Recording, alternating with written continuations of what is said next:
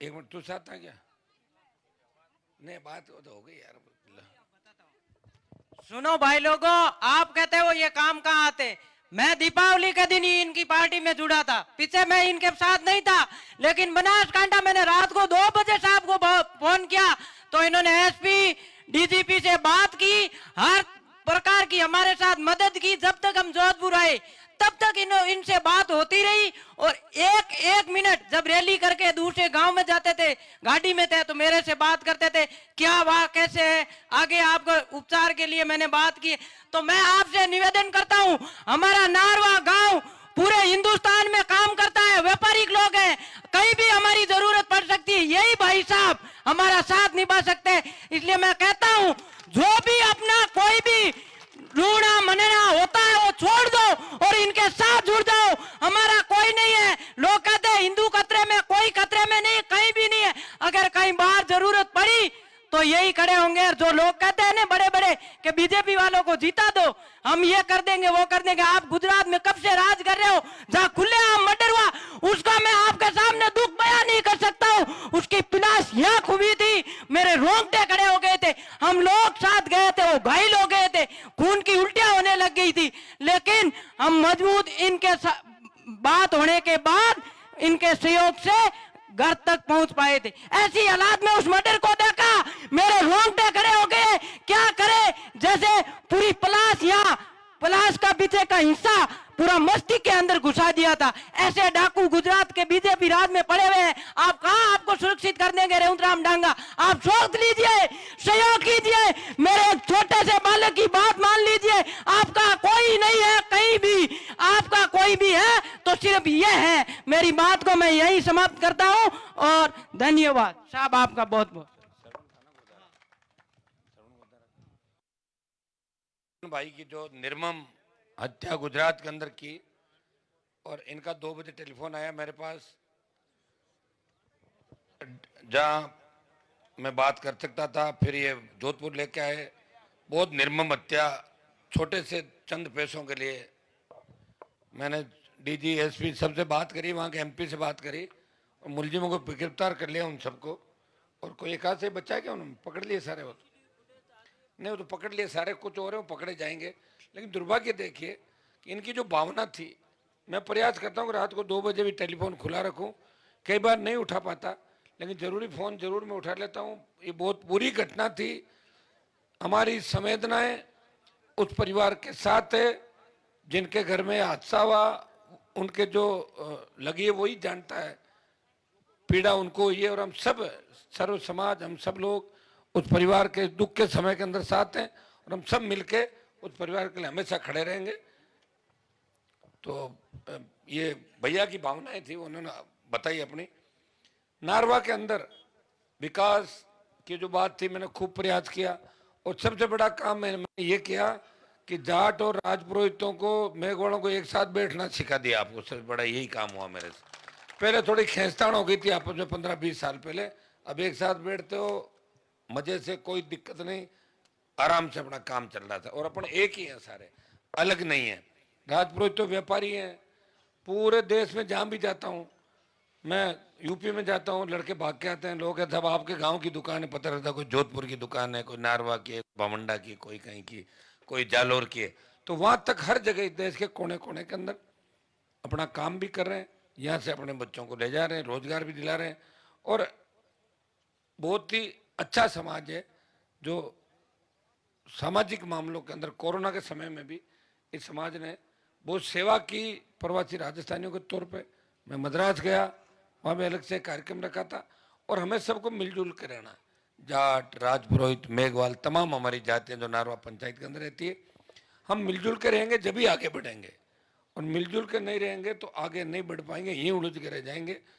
मेरे को जो जो आपने काम बताए, नागड़ी से नारवा आपकी बड़ी सड़क बन रही है टूट के पूरी, नारवा से पांचला भी निकल गई, चौड़ी रोड हो जाएगी। नारवा से कुर्ती होती हुई 100 किलोमीटर रोड जा रही, घूमती हुई सारे डाणियों के अंदर 20 फुट चौड़ी, सारी डाणियाँ जो आवश्यकता थी वहाँ 20 फुट चौड़ी रोड है। नारवा से कांटिया जोगी, ये आपका जो दत्तगुड़िया बेरा, यहाँ भी रोड का काम श्रवण चालू हो गया। अच्छा ठीक है। और दीप जी घरवाड़ी वो भी होगी।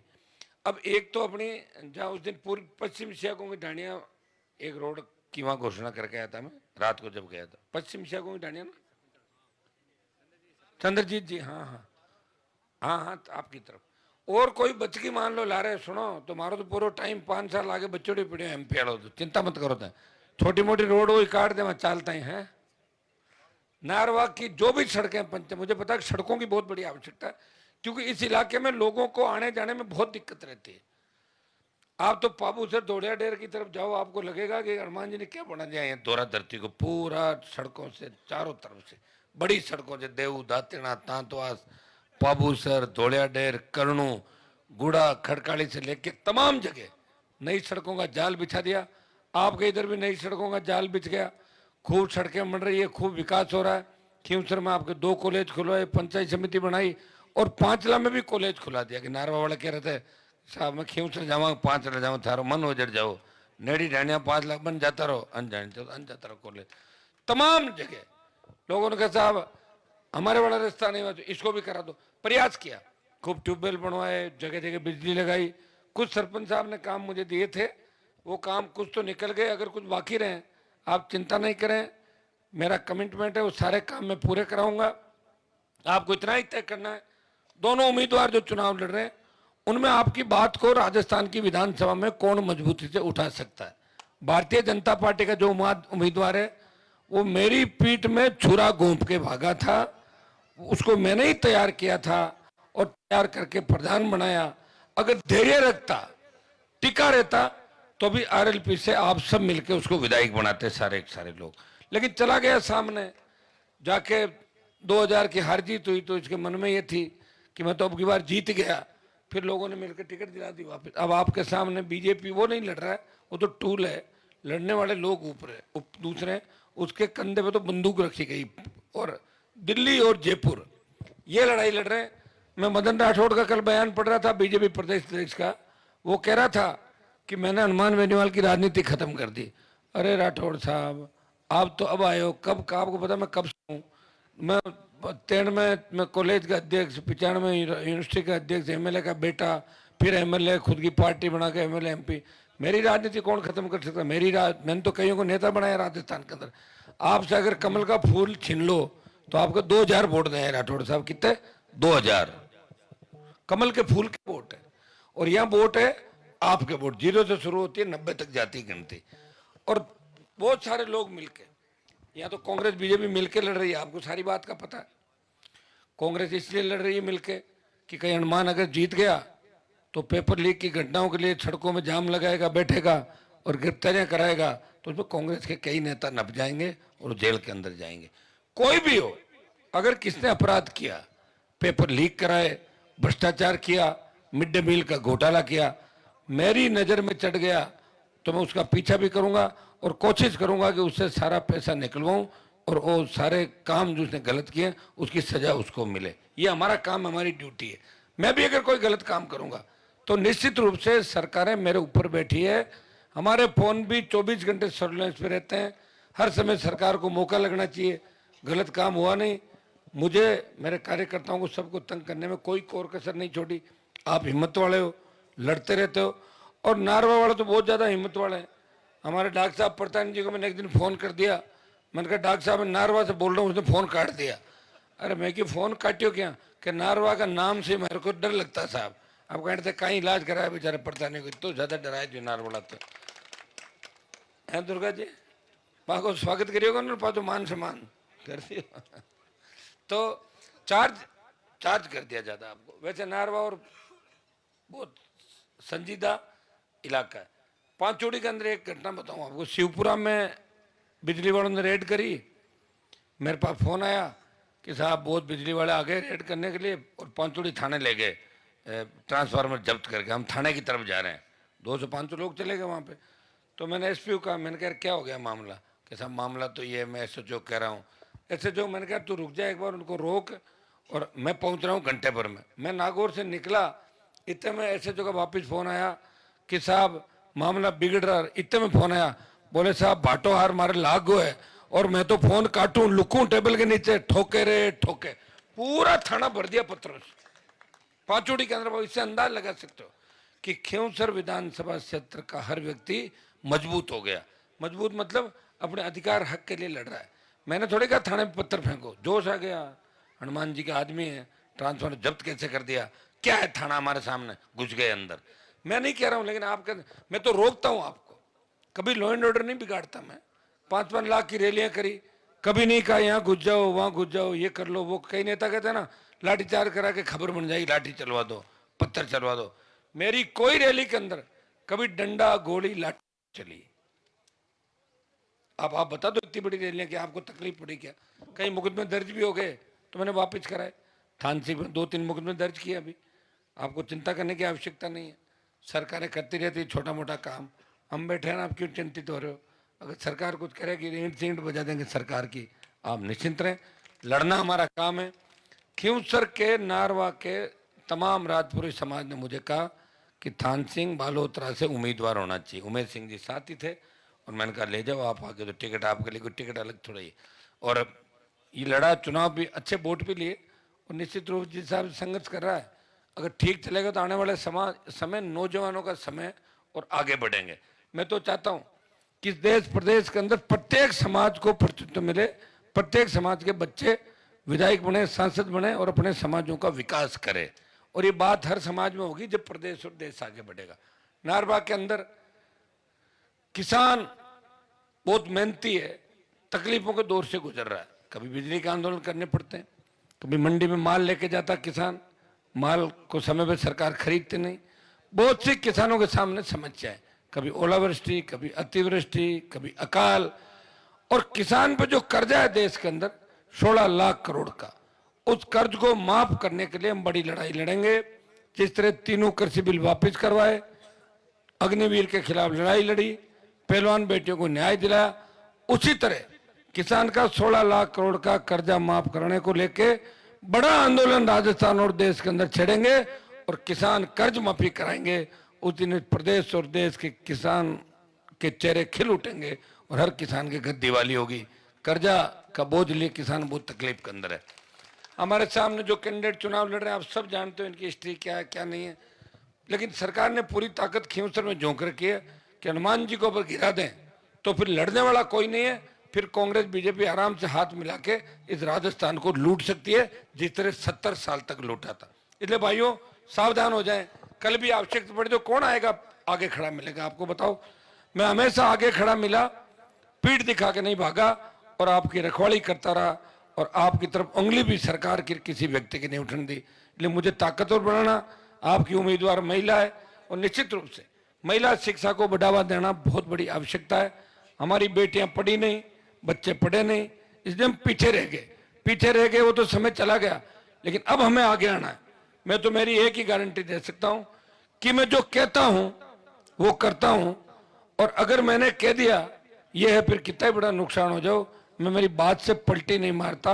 और अगर मुझे कुछ करना भी होगा तो जनता की अदालत में आके बोलूंगा कि मैंने इतने साल सेवा की, अब आप लोग थक गए इसलिए मैं भी थक रहा हूं, अभी आप थके नहीं इसलिए मैं लड़ता रहूंगा और एक दिन किसान कौम को इस राजस्थान के सिंहासन पर बैठा के दम लूंगा। यह मैं आपको विश्वास दिलाता हूं। मैं राजपुरी समाज को भी आश्वस्त करता हूं कि आपके समाज को जहां भी मेरी आवश्यकता पड़ेगी इस देश प्रदेश के अंदर मुझे आप बता देना, जहां भी जरूरत पड़े आगे खड़ा मिलूंगा, पीछे नहीं हटूंगा। और मेरा एक काम और है कि मैं समाजों को वोटों के लिए समाजों को लड़ाने भिड़ाने का काम नहीं करता।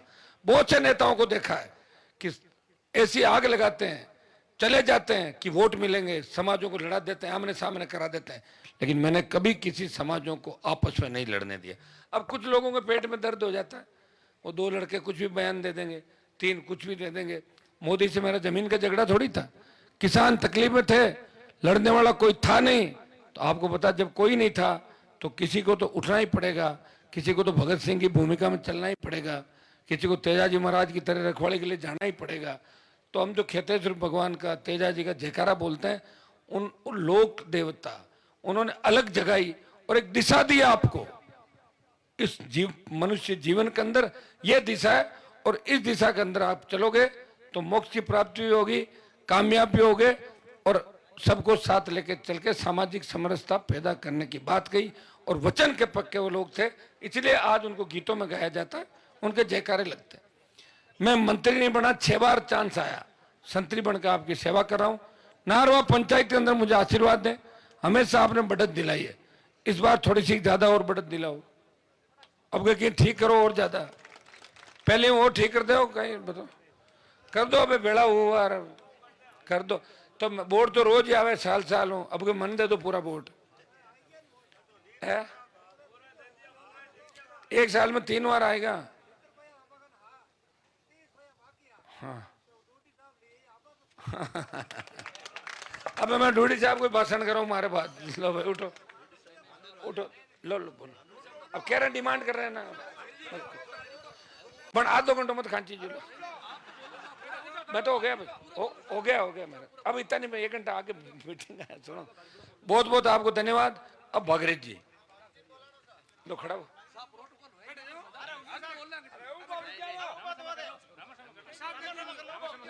रामा चमन नहीं थर समाज की, मैं वाले समाज की बात थोड़ा दे दो ढंग, क्या आपने देख किया।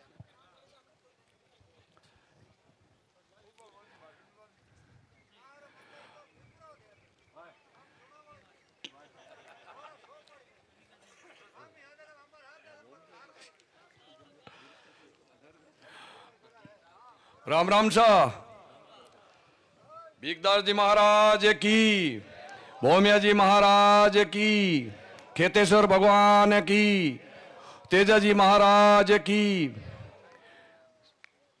चुनावी सभा में नारवा, कल्ला, खुर्द और पूरे सम्मानित पूरे गांव की मंच पे विराजमान आरएलपी के सुप्रीमो श्रीमान हनुमान जी बेनीवाल साहब, कनिका जी और पूरी टीम व सम्मानित मंच, सामने विराजमान माता पिता तुल्य बुजुर्गों और इस देश की धड़कन युवा शक्ति व नारी शक्ति, आप लोगों ने एक मन के अंदर जरूर विचार कर लिया है कि ये जो 13 तारीख आ रही है, इस 13 तारीख को वोट किसको देना है, क्योंकि ये 13 तारीख जो है आप लोगों के लिए बहुत ही महत्वपूर्ण है। उसका कारण है, वैसे जो चुनाव होते हैं वो चुनाव नॉर्मल चुनाव होते हैं, और इस चुनाव में बाहरी ताकतों ने एक बार ठान ली कि किसानों का जो मसीहा है उस मसीहा को कमजोर करो। उन्होंने पिछले 4 महीने हो गए लगातार और जाल बिछाना चालू कर दिया कि खिंवसर में जो राज कर रहे हैं, नागौर जिले में जिनका नाम से जो किसान की बात ऊपर रहती है, उनकी बात को नीचा करो। तो उन लोगों ने जो अपने मन के अंदर ठान ली, तो वो जो जाल बना रहे हैं, आप लोग उनका जाल को, उन्हीं के जाल के अंदर उनको बीच में फंसा लेना। इतना ध्यान रखना 13 तारीख को कहीं वो भाग नहीं जाए। इसलिए ये जो सेंटर में बैठे हुए लोग एक बात करते हैं कि जो बाबा साहब अंबेडकर साहब के बनाए हुए कानून, उन कानून के साथ उन्होंने छेड़खानी चालू कर दी है, वर्गीकरण करना चालू कर दिया। और आपने देखा होगा गुजरात के नहीं, अपने हरियाणा सरकार में तो उन्होंने कर दिया है, और आगे नंबर अपना राजस्थान में होगा। इसलिए आज खिंवसर विधानसभा क्षेत्र में हर जगह आप एक बात करते हैं कि साहब एमपी साहब के साथ में जुड़े हुए हैं, जैसे आप लोग कह रहे हो सामने से कि भाई SC/ST का भी अपना को बहुत अच्छा सपोर्ट है। SC/ST या 3600 कौम के लोगों का यह ताकत उस दिन पड़ेगी, 13 तारीख को पता पड़ेगा कि आप लोग कितना आगे बढ़ चढ़ करके अपनी इज्जत रखोगे। केवल बातों से कुछ नहीं होगा। और ये नारवे गांव की जो आपके जोधपुर मिष्ठान भंडार के नाम, और मैं आपके राजपुरोहितों को तो बहुत बहुत मैं धन्यवाद देना चाहता हूं कि आप लोगों ने हम सब समाज के लोगों को आप लोगों ने एक जो है अच्छे काम करने का रास्ता दिखाया है, और जो रास्ता दिखाता है, जो व्यापार में आगे ले जाता है या नौकरियों में आगे ले जाता है, वो बहुत बड़ा गुरु होता है। इसलिए हम लोग सब, चाहे राजपुरोहित हो, जाट हो, मेघवाल समाज या कोई भी 3600 कौम के लोग हो, हम आखिर हम सब एक भाई भाई है। हमें जो भी बांटने की कोशिश करते हैं, मेरा आप लोगों से हाथ जोड़ के निवेदन है कि ऐसे जो बांटने की कोशिश करते हैं उनको मुंह तोड़ जवाब दो। कभी किसी के बेखबे मारने की जरूरत नहीं है। और यदि आपने किसानों के मसीहा को, आपकी बात को उठाने वाले नेता को यदि कमजोर कर दिया, उस दिन अपनी बात सुनने वाला कोई नहीं है। इसलिए आप लोग, एक बार मैं पुनः आप लोगों से हाथ जोड़ के निवेदन करूंगा, समय का अभाव है, कि आप जो 13 तारीख आ रही है, हमेशा आप लोग नेताजी को इस गांव से जीता करके भेजते हो, पर अब की बार आप लोगों के पास में डबल ड्यूटी हो गई है। आप हमेशा बोलते हो कि नारवे गांव के अंदर पूरा गांव डूडी के साथ भी आने के लिए तैयार है, क्योंकि इस गांव की पूरी जनता, जब भी मेरे गांव में, मेरे घर पे काम होता है, तो मेरे गांव से ज्यादा, मेरे परिवार से ज्यादा इस नारवे गांव की जनता वहां बीच में रहती है और मेरा हर काम सुधारती है। इसलिए मैं आप लोगों से यह बात जरूर कहता हूं कि आप लोग हमेशा मेरा घर का काम सुधारते हो, तो यह भी मेरे घर का काम है। इस काम के अंदर आप लोग बहुत बढ़ चढ़ करके इस बार रिजल्ट देना, जो हमेशा देते हो उससे डबल देना, और ये वास्तव में लगे कि इस गांव ने हमारी इज्जत रखी है। ये इज्जत आप लोगों के हाथ में है, और आप 13 तारीख को बोतल के निशान पे 1 नंबर पे बटन सुबह से शाम तक, और हर कार्यकर्ता सक्रिय रह करके जहां कहीं भी बहन बेटी, दादा दादी, नाना नानी जहां भी हो, उन सबको बुला करके बूथ पे पहुंचाए और अपना रिजल्ट दे। और ये आप लोग जो है 13 तारीख को जब आप बढ़ चढ़ करके आप भाग लोगे, तो हमारा को जो गिनती होगी 23 तारीख को, उस दिन ऐसे लगना चाहिए कि इस नारवे गांव की जनता ने वास्तव में हमारी इज्जत रखी है। इतना ही कहकर के मैं मेरी वाणी को विराम देना चाहता हूं। जय हिंद। धन्यवाद डूडी साहब। अब आगे अपने लोकप्रिय प्रत्याशी कनिका जी बेनीवाल जो सभा को संबोधित करेंगे। कनिका जी बेनीवाल। 12वीं स्कूल में ट्यूबवेल की बात करें तो ट्यूबवेल खुदवा देंगे 12वीं स्कूल के अंदर, ठीक है।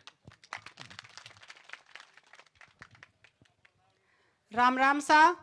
नारवा की इस चुनावी सभा में पधारे मंचासीन अतिथिगण, सामने विराजमान पिता तुल्य बुजुर्गों, मातृशक्ति, नौजवान भाइयों, प्यारे बच्चों, आज इस चुनावी सभा में जैसे एमपी साहब आपको सारे विकास के कार्य आपको बता रहे हैं, सब करवाते ही आए हैं। जब से आपने इन्हें मजबूती दी है, तो ये भी आपको उतनी ही मजबूती दे रहे हैं, और आप कोशिश कर रहे हैं कि खिमसर की हर ढाणी, हर गांव इनके बराबर चलता रहे। तो इस बराबरी को जो इन्होंने दिया है, खिमसर में एक बराबरी का जो तबका आप लोगों को दिया है, कि चाहे वो किसी भी समाज का है, किसी भी जाति का है, सब हम एक बराबर है। तो इसके लिए आपको आने वाली 13 तारीख तक मजबूत होना है। आज अगर आप कोई भी समाज के लोग, चाहे वो राजपुरोहित समाज है, चाहे जाट हैं, चाहे मेघवाल है, कोई भी समाज है, सब सर्व समाज जिसको भी जरूरत पड़ेगी उसके लिए आपके बीच में के लिए आने के लिए तैयार होंगे, या नेताजी, या नारायण जी, या मैं। आज आप लोगों को इतना कहने आई हूं कि आज 13 तारीख तक तो मंत्री जी भी ले आएंगे बीजेपी वाले, लेकिन 13 तारीख के बाद आपके बीच में कौन आएगा? वहां समाज में नहीं बंटना है अपने को एक होके, सबको एक होके और एक जाजम पे बैठने वाले हैं। घर में जब शादी होती है, क्या कोई घर में नूनता टालता है गांव का? सब लोग एक होके हम घर में बैठते हैं। तो मैं आपको इतना ही निवेदन करना चाहूंगी कि जैसे इस यहाँ से थड़ी बेल्ट से जो हमें मजबूती मिलती है, जिसमें नारवा का भी योगदान बहुत बड़ा रहता है, और आप इतना ही बड़ा आशीर्वाद इस बार भी देंगे, उससे ज्यादा ताकत से देंगे, क्योंकि सामने सरकार है। आज जो नेताजी इतने मजबूती से जो बात कह रहे हैं, वो मजबूती तब मिलेगी, और उनको इसलिए मिली हुई है क्योंकि इनको पता है कि आप लोग इनके साथ हैं। आज जब इन्होंने पार्टी बनाई, दो बार चुनाव, 3 बार चुनाव जब भी हुआ, तो आप लोगों ने आगे से कहा कि आप बाहर घूमिए, हम चुनाव जिताएंगे। लेकिन आपको लगा कि नेताजी तो 12 ही फिरन लाग गया, जनथान लाए 2000 पर टिक गया। तो ये 2000 क्यों आए, हमें सोचने की जरूरत है। क्योंकि क्या आए, हम में से गए हुआ आदमी था, आके कहा कि भाई मैं थांगा हाथ तेरी उड़ हूं की गोनी, नेताजी नहीं तो ही जीतता है, 2 वोट तो मन ही दे दीजो। गलती कर गए, हम हमारे ही भाई बंधु गलती कर गए कि चलो की गोनी आप 20,000 जीता, 2 लाइन ही नहीं दे दो। तो ये गलती इस बार आपको नहीं करनी है, क्योंकि सामने सरकार है, आपको मजबूत रहना है। और नेताजी की अगर इसी आवाज को बुलंद रखना चाहते हो, और आप चाहते हो कि आपके लिए ऐसा नेता हमेशा आपके बीच में रहे, तो आपको एक तरफा आशीर्वाद देना होगा। और नारवा की धरती से मैं आप सब लोगों से निवेदन करूंगी कि आप एक तरफा आशीर्वाद देकर राष्ट्रीय लोकतांत्रिक पार्टी को विजयी बनाएं और बहुत बहुत आशीर्वाद दें। धन्यवाद। राम राम साहब।